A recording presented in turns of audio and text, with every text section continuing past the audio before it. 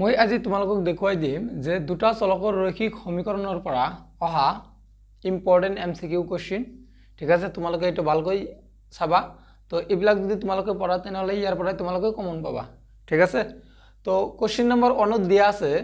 যে তলৰ ৰৈখিক সমীকৰণ জোৰ কেইটা বিবেচনা কৰা। কি আছে যে 1 নম্বৰ কোশ্চেনত দিয়া আছে তলৰ ৰৈখিক সমীকৰণ জোৰ কেইটা বিবেচনা কৰা। তো আমালোকক সমীকৰণ দিয়া আছে, সেই সমীকৰণবিলাকৰ কোনটো সংগত আৰু কোনটো অসংগত সেইটো চেক কৰিবলৈ কৈছে। ঠিক আছে, তেনেহ'লে সেইটো আমালোকে কেনেকৈ চেক কৰিম যে সংগত আৰু অসংগত কি, যে সংগত আৰু অসংগত সেইটো কি হয়। যে যদি কোনো এটা সমীকৰণৰ সমাধান থাকে তেনেহ'লে সেইটো কি হ'ব সংগত, আৰু যদি সমাধান নাথাকে তেনেহ'লে সেইটো কি হ'ব তোমাৰ অসংগত। তেনেহ'লে এটা কি কৰিব লাগিব, চেক কৰিব লাগিব। তো প্ৰথম ইকুৱেশ্যন দিয়া আছে যে 3x + 2y = 5 আৰু 2x + 3y = 5। তো এইটো চেক কৰিম প্ৰথমত যেটো সংগত হয় নে নহয়। তো ইয়াতে কি আছে যে এর মানটো কিমান, এর মান আছে 3, তাৰপিছত a1 এৰ মান 3, a2 এৰ মান কিমান, a2 এৰ মান হৈছে তোমাৰ কি 2, তাৰপিছত b1 = কিমান আছে তোমাৰ 2 আছে, তাৰপৰ b2 এৰ মান কিমান আছে, b2 এৰ মান আছে 3, তাৰপিছত c1 এৰ মান কিমান আছে, c1 এৰ মান আছে 5 আৰু c2 এৰ মান আছে কিমান 5। তেনেহ'লে এটা চেক কৰিব লাগিব যে a1/a2 সমান সমান কি হয়, যে এটো হয় a1/a2 দ্যাট মিন্স 3/2 আৰু b1/b2 হল 2/3। যেহেতু কি আছে এটা 3/2 আৰু এটো কি আছে তোমাৰ 2/3, যেহেতু কি আছে তোমাৰ 3/2 not equal 2/3, সো গতিকে এটো কি আছে তোমাৰ এটা অদ্বিতীয় সমাধান আছে। ঠিক আছে, এটো কি হয় যে a1/a2 not equal to b1/b2, এটা থাকলে কি হয় এটা অদ্বিতীয় সমাধান আছে। সো এটা যদি অদ্বিতীয় সমাধান থাকে তার মানে কি সমাধান আছে, গতিকে এটা কি হবে তোমার সংগত। ঠিক আছে, তো কোশ্চেন নাম্বার মানে যেটো অপশন অনত আছে সেটো কি আছে তোমার সংগত। তেনেহলে কি কৰিম এতিয়া 2 চেক কৰিম। 2 কি আছে,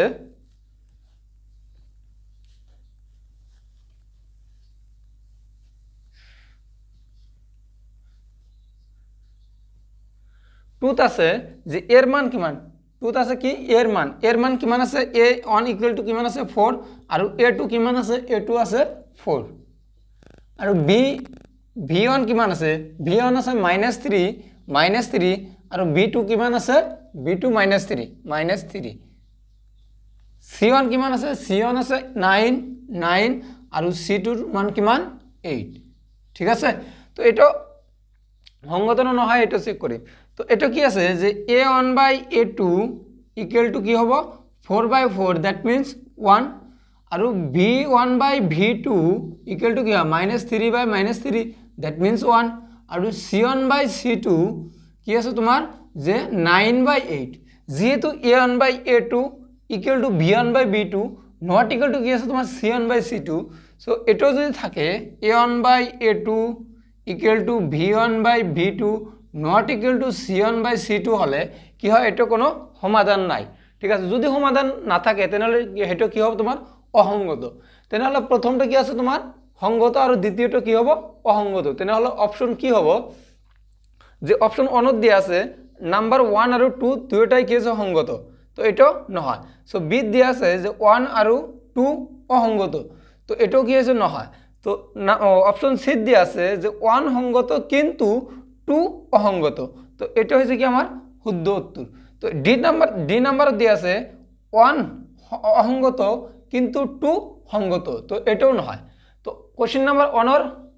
শুদ্ধ উত্তরটা হচ্ছে অপশন সি। ঠিক আছে, তো এতিয়া কোশ্চেন নাম্বার 2 দিয়া আছে যে x + 2y = 2 আৰু 3x + 6y = 6 সমীকৰণ দুটাৰ সমাধানৰ সংখ্যা কিমান। তো এটা কি আছে আমালোকক দুটা সমীকৰণ দিয়া আছে, তো এই সমীকৰণটোৰ সমাধানৰ সংখ্যা আমালোকক চেক কৰিবলৈ কৈছে। তেনেহ'লে এটা কেনেকৈ চেক কৰিম, ইয়াতে কি আছে যে a1 এর মান কিমান আছে, a1 এর মান কিমান 1, a2 এর মান কিমান, a2 এর মান হৈছে কিমান 3, b1 এর মান কিমান, b1 এর মান হৈছে 2 আৰু b2 এৰ মান কিমান, b2 এৰ মান হৈছে 6, তাৰপিছত c1 এৰ মান কিমান 2 আৰু c2 এর মান কিমান 6। ঠিক আছে, তাহলে এটা চেক করি যে a1/a2 = কি হয় 1/3 v1 by v2 equal to কি হয় 2/6 that means 1/3 আৰু c1 by c2 equal to কি হয় 2/6 that means 1/3 so গতিকে a1 by a2 equal to v1 by v2 equal to c1 by c2 হয় so এটো যদি হয় a1 by a2 equal to v1 by v2 equal to c1 by c2 যদি হয় তেনেহলে এটা কি আছে ইয়াতে এটা কি তোমার সমীকরণ দুটা কি হবে তোমার মিলি যাব যদি সমীকরণ দুটা মিলি যায় তেনেহলে তাত কি কি থাকে যে অসীম অংকক সমাধান থাকে তেনেহলে কোশ্চেন নাম্বার 2 এর শুদ্ধ উত্তর হচ্ছে কি তোমার অপশন সি ঠিক আছে তার পিছত কোশ্চেন নাম্বার 3 দিয়া আছে কোশ্চেন নাম্বার 3 দিয়া আছে যে 3x - 5y = 2 আৰু কি আছে তোমাৰ 12x - 20 = 5 সমীকৰণ দুটাৰ সমাধান আছে নে আমালোকক দুটা সমীকৰণ দিয়া আছে তো এই সমীকৰণ দুটাৰ সমাধান আছে নে নাই হেটো চেক কৰিবলৈ কৈছে ঠিক আছে তে ইয়াতে চেক কৰিম এটো a1 এর মান কিমান a1 এর মান হৈছে 3 তার পিছত a2 এর মান কিমান a2 এর মান হৈছে কিমান 12 v1 এর মান কিমান v1 এর মান হৈছে -5 আৰু v2 এর মান কিমান v2 এর মান কি হৈছে -20 c1 এর মান কিমান c1 এর মান 2 আৰু c2 এর মান হৈছে কিমান 5 সো গতিকে এটো কি হবে যে a1 by a2 equal to কি হয় 3/12 that means 1/4 তার পিছত b1 by b2 equal to কি -5 by -20 সো এটো কি হয় 1/4 তার পিছত কি আছে তোমার c1 by c2 that means 2/5 so গতিকে a1 by a2 equal 1/4 b1 by b2 equal to কি আছে তোমার 1/4 কিন্তু c1 by c2 কি আছে তোমার 2/5 ঠিক আছে তার ইয়ার অর্থ হল যে a1 by a2 equal to v1 by b2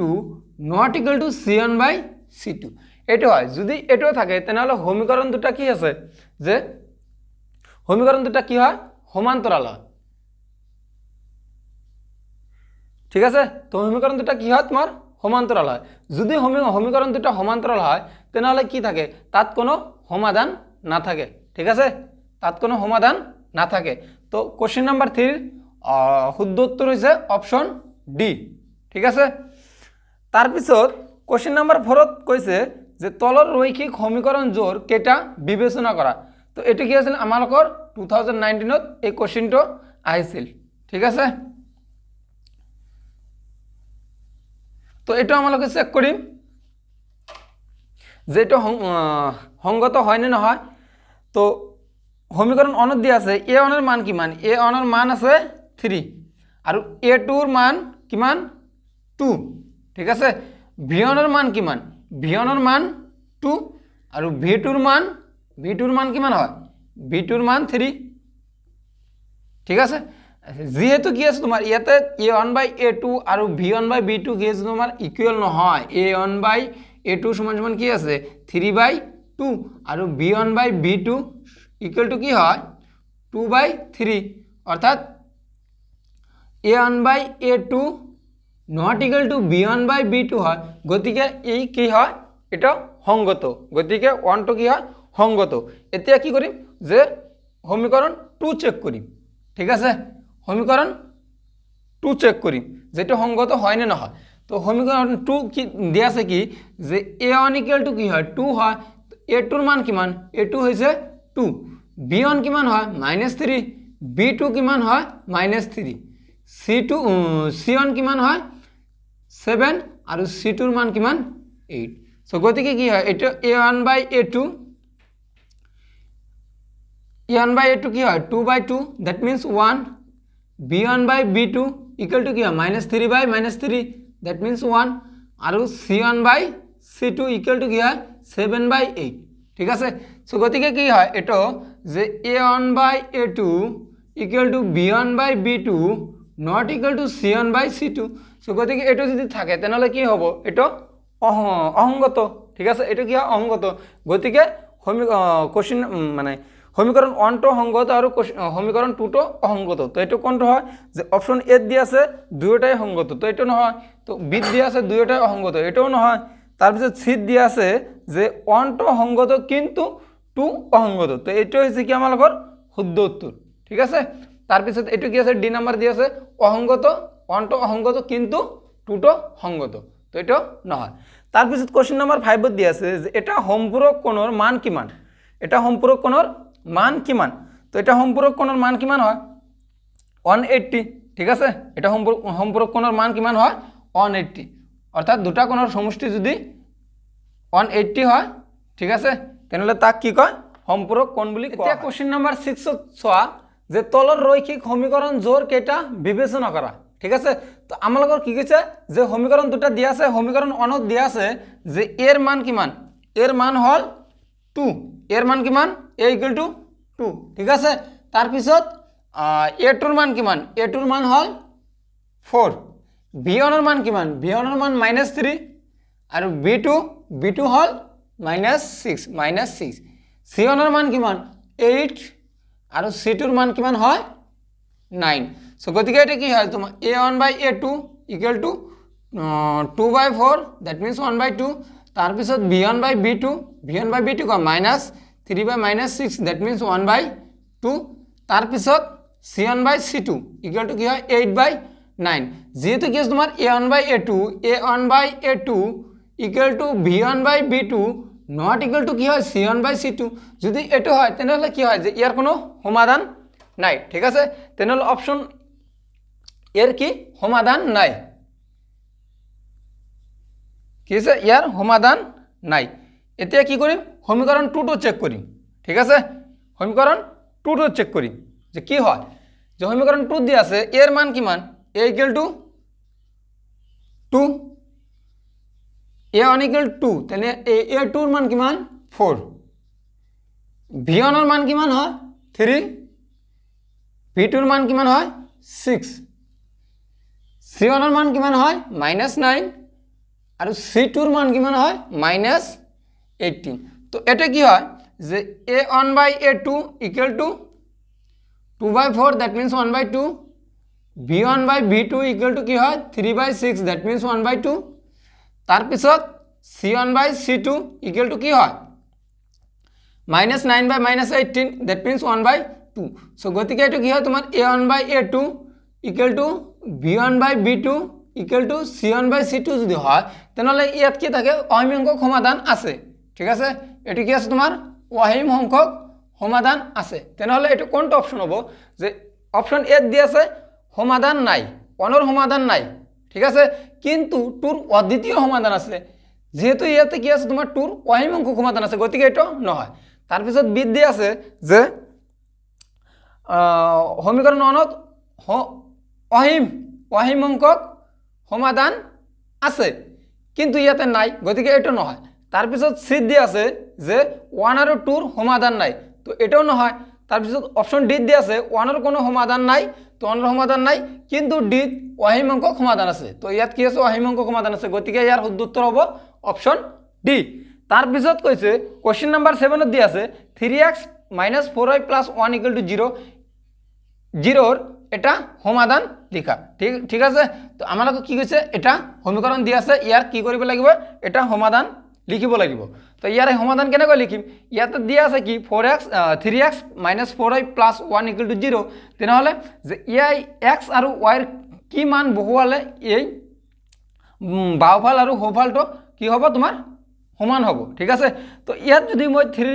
ঠাইত যদি মই 1 x এর ঠাইত যদি 1 বাও তেনেহলে কি হ'ব 3 × 1 -4 × y এর ঠাইত যদি 1 বাও তেনেহলে কি হয় +1 = কি হয় 3 × 1 3 - 4 + 1 = কি হয় 0 হয়। তেনেহলে কি তোমাৰ বাওফাল আৰু সোঁফাল কি হয় তোমাৰ ইকুৱেল হয়, গতিকে x এৰ মান কিমান হয় 1 আৰু y এৰ মান কিমান হয় 1, গতিকে ইয়াৰ শুদ্ধ উত্তৰ অপশন কি হ'ব অপশন এ। যদি x এৰ মান 1 বহুৱা, ঠিক আছে, তেনেহলে কি হ'ব যদি x এৰ মান 1 বহুৱা তেনেহলে কি 3 × 1 তাৰপিছত -4 y এৰ মান 2 বহুৱালে কি হয় 2 + 1 = কি হ'ব তোমাৰ 3 - 8 + 1, তো এটা কি আছে তোমাৰ নট ইকুয়াল টু 0 হয়, তো এটা নহয়। তাৰপিছত এটা বহুৱালে কি হ'ব ইয়াত কি মান হ'ব 6 - 4 + 1, তো এটা কি তোমার নট ইকুয়াল টু 0, এটাও নহয়। তাৰপিছত এটা কি আছে x এৰ ভ্যালু 0 বহালে, তাৰপিছত y এর মান 1 বহালে, এটা কি আছে নট ইকুয়াল টু 0 নহয়। সো গতিকে কোশ্চেন নাম্বার 7 এর শুদ্ধ উত্তর অপশন এ ঠিক আছে তাৰপিছত কোশ্চেন নম্বৰ 8 দিয়া আছে কেৰ কি মানৰ বাবে 4x + 3y = 5 আৰু kx + y = 9 9 এটা অদ্বিতীয় সমাধান থাকে কেৰ কি মানৰ বাবে কি হৈছে এই সমীকৰণ দুটাৰ এটা অদ্বিতীয় সমাধান থাকিব অদ্বিতীয় সমাধান থাকিলে কি হয় যে ইয়াতে কি আছে a1 ৰ মান কিমান 4 আৰু a2 ৰ মান কিমান a2 ৰ মান k তাৰপিছত b1 ৰ মান কিমান হয় b1 ৰ মান 3 আৰু b2 ৰ মান কিমান হয় b2 ৰ মান কিমান হয় 1 ঠিক আছে এতিয়া কি কৰিম যেহেতু কি অদ্বিতীয় সমাধান আছে অদ্বিতীয় সমাধানত ই কি আছিল যে সমীকৰণটো যে a1/a2 not equal b1/b2 তেনেহলে a1 ৰ মান কিমান a1 ৰ মান হৈছে 4 a1 ৰ মান কিমান 4 a2 ৰ মান কিমান k তো ইকুয়াল টু কি b1 ৰ মান কিমান 3 আৰু b2 ৰ মান কিমান হয় 1 তেনেহলে এটো ইয়াক কি লিখা যায় যে k ইকুয়াল টু কি লেখা যায় 4 k not equal to কত 4/3 ঠিক আছে k not equal to কিমান 4/3 তো ইয়াতে k equal to 1/2 এটো নহয় k equal to k not equal to 3/4 এটো নহয় k not equal to 2/3 এটো নহয় k not equal to 4/3 k not equal to 4/3 so গতিকে কোশ্চেন নাম্বার 8 এর শুদ্ধ উত্তৰটো হৈছে অপচন ডি ঠিক আছে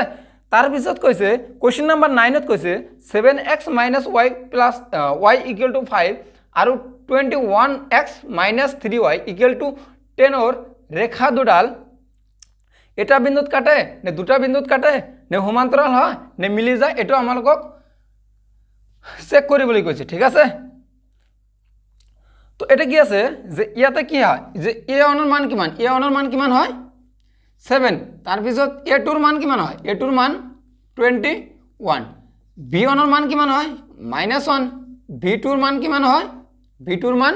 -3 c1 ৰ মান কিমান 5 আৰু c2 ৰ মান 10 ঠিক আছে তো এতিয়া কি কৰিম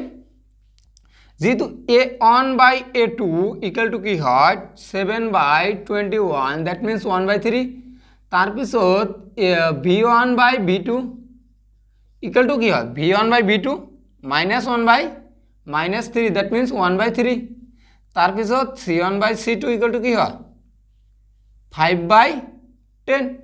সো গতিকে ইয়াত কি হয় যেহেতু গতিকে a1/a2 equal to b1/b2 not equal to c1/c2 হয় সো এটো যদি হয় তেনেহলে এটো কি হয় এটো সমান্তরাল হয় ঠিক আছে এটো কি হয় সমান্তরাল তেনেহলে কোশ্চেন নাম্বার 9 এর শুদ্ধ উত্তৰটো হৈছে অপচন সি ঠিক আছে তাৰ পিছত কোশ্চেন নাম্বাৰ 10 ত কৈছে x = -2 ৰেখা সমান্তৰাল হলে কি হ'ব যে x অক্ষৰ সমান্তৰাল হ'ব নে y অক্ষৰ সমান্তৰাল হ'ব নে x আৰু y দুয়োটাৰে সমান্তৰাল হ'ব নে সমান্তৰাল নহব এটা চেক কৰিবলৈ কৈছে তো আমালোকে জানো যে ইয়াত কি আছে সমীকৰণটো x = -2 এটা গ্ৰাফ দিয়া থাকিলে এটো কি হয় তোমাৰ x অক্ষ আৰু এটা কি হয় y অক্ষ ইফালে যিবিলাক মানে এটো কি হয় মূলবিন্দুৰ স্থানাঙ্ক কিমান হয় 0,0 তো এই মূলবিন্দুৰ হোফালে যিবিলাক থাকে হেবিলাক কি হয় তোমাৰ ধনাত্মক আৰু বাওফালে যিবিলাক থাকিব হেবিলাক কি হ'ব তোমাৰ ঋণাত্মক ঠিক আছে y অক্ষৰ ওপৰফালে যিবিলাক থাকিব হেবিলাক কি হ'ব তোমাৰ ধনাত্মক আৰু y অক্ষৰ তলফালে যিবিলাক থাকিব হেবিলাক কি হ'ব তোমাৰ ঋণাত্মক যেহেতু কি আছে x = -2 তেনেহলে কি আছে মূলবিন্দুৰ বাওফালে থাকিব তো এইফালে থাকিব এটো 1 হলে এটো কি হ'ব -2 এটো কি হ'ব -1 তেনেহলে এইটো যদি এটা ৰেখা হয় তেনেহলে কি আছে এই সমীকৰণ হটো তোমাৰ কি মানে কোন অক্ষৰ সমান্তৰাল হয় এটো কি তোমাৰ y অক্ষৰ সমান্তৰাল গতিকে x অক্ষৰ সমান্তৰাল নহয় গতিকে ইয়াৰ শুদ্ধ অপচন হৈছে কি তোমাৰ অপচন বি কোশ্চেন নাম্বাৰ 10 ৰ শুদ্ধ উত্তৰটো হৈছে অপচন বি অৰ্থাৎ y অক্ষৰ সমান্তৰাল হ'ব